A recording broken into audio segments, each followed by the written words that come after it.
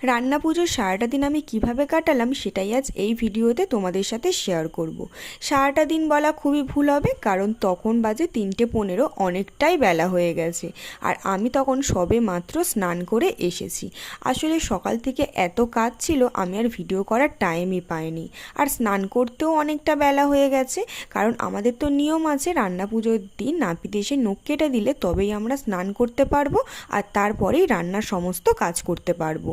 আর তোমরা দেখতেই পেলে ওদিকে সবজি কাটাও স্টার্ট হয়ে গেছে আর এদিকে মাছ কাটাও স্টার্ট হয়ে গেছে। আমাদের তো মোটামুটি রান্নার জোগাড় কমপ্লিট হয়ে গেছে, শুধু জাস্ট রান্না করাটা বাকি আছে। আর এখানে দেখো আমাদের সোনাই কিন্তু পিসিকে নাচ করা শেখাচ্ছে, আর ও এখানে কিন্তু কোনো একটা কারণে রাগ করে বসে আছে। তাই আমি ভিডিও করছিলাম বলে মুখটা ঘুরিয়ে নিল। কী কারণ সেটা তো আমার এখন মনে পড়ছে না। আর ওকে রাগাতে এত ভালো লাগে না, সে আর কি বলবো।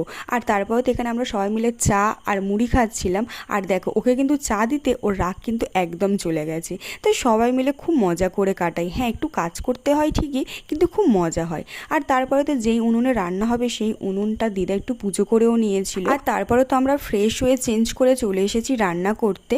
আর এই 2-3 বছর হলো আমিও কিন্তু পিসিদের সাথে মার সাথে রান্না করি। এতে মাদের একটু হেল্প হয় আর আমারও বেশ ভালো লাগে।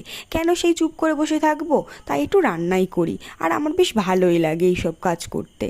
আর আমাদের রান্না শেষ হতে হতে না অনেকটাই রাত হয়ে যায়, প্রায় ভোর হয়ে যায়, 3:30-4 এরকম বেজে যায়। কিন্তু এবছর অনেকটা তাড়াতাড়ি আমাদের রান্না শেষ হয়ে গেছে, প্রায় 12:30-1টার মধ্যে। সবাই মিলে কাজ করলে কতক্ষণ আর লাগবে, তাই না? আর তারপরে তো রান্না শেষ হয়ে সব কিছু চাপা দিয়ে আমরা চলে গিয়েছিলাম ঘুমাতে। তো আজ ভিডিওটি এই পর্যন্ত। ভিডিওটি ভালো লাগলে একটা লাইক করে দিও। বাই বাই সবাইকে।